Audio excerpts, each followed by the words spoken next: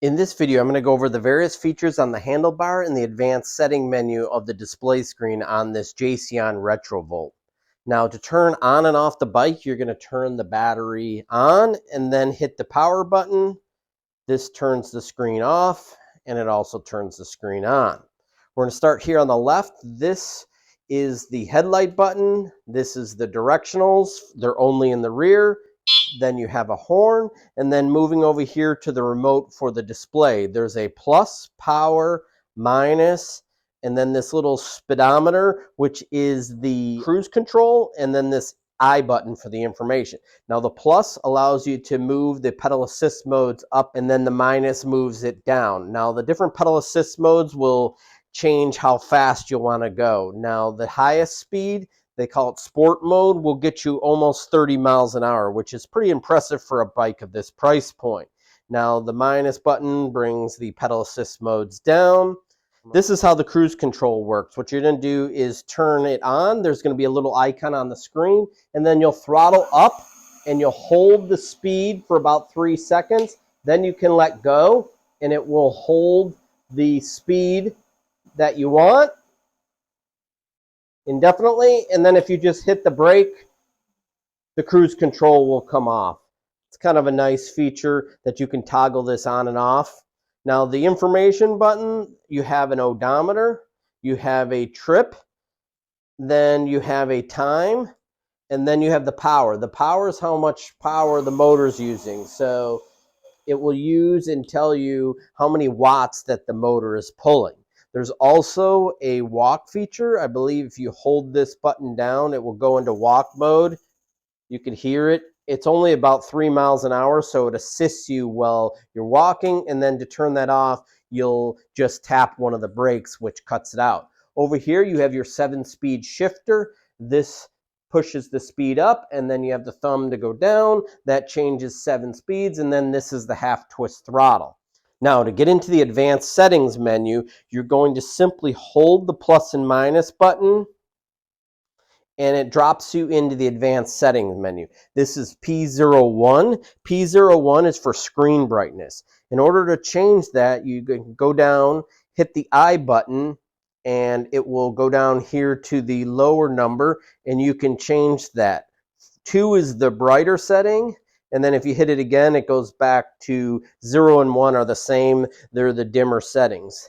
Now to move on to the next setting, you're going to hit I, and then you're going to go on to the next setting, P02. This is for miles. If I go down to the bottom here, hit that I button, and then change that to 0, now the display will be in kilometers.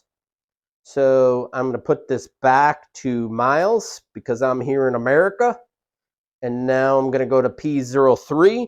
This is the battery voltage. The battery is 48 volts nominally, so I'm going to leave that as the default. So P04, this is the power ratio, how much power you want for each pedal assist modes. I'm going to leave it as the default.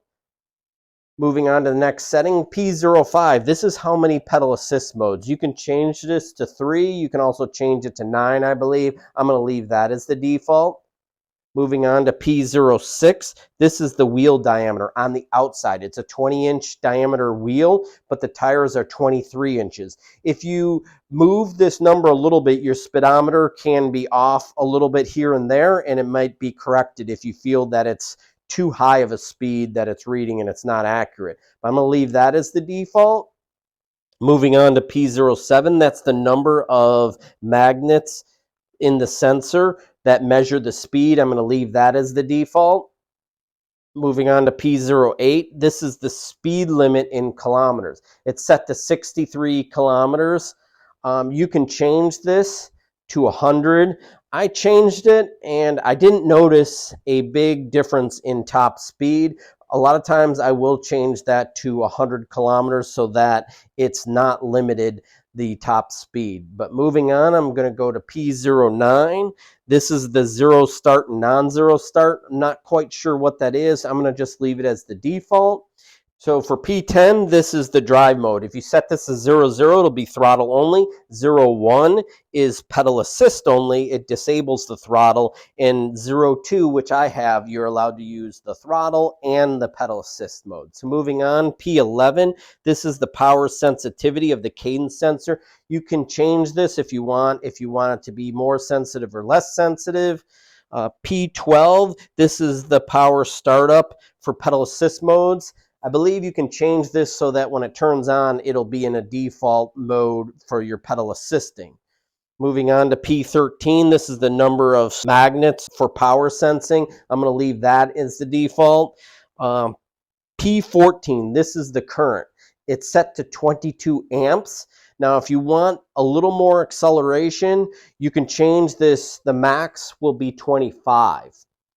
But by doing this, it's going to pull more power from the battery and you may have slightly diminished range. So moving on, I'm going to go to P15. This is the battery under voltage. So it's set to 41.5. This is where the battery will cut out and will save the battery from deep cycling and the power will no longer be supplied. I'm going to leave that as the default. Moving on to P16. This is the reset to the mileage display, so you can go down and change that. I'm going to leave that alone. P17, this is cruise control. So if you want to turn off the cruise control, you could set that to off on this setting here. And P18, this is password. You can have a password for the screen. So this is where you would say yes and then enter the passcode, a 4-digit number. P19, this is the power implementation, limits the max speed for each pedal assist modes. I'm going to leave that as a default. I'm not exactly sure what that is. And then that brings you back to P01. Now to keep those settings, you want to just hold the I button for a long time. That will keep those settings. If you do change them, you have the defaults here if you need to go back. Now, if you do receive an error code on the screen, there's a link to the full manual down below and it lists all the error codes.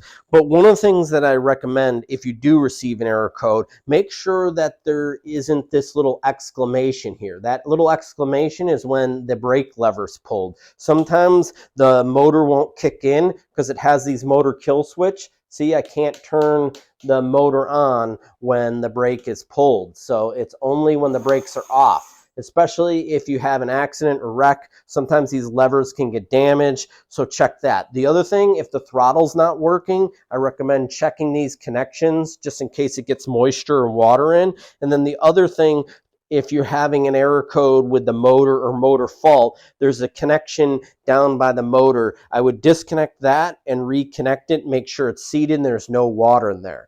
So I hope that you liked this video. Subscribe to my channel. If you have any questions, please leave it in the comments, and thanks for watching.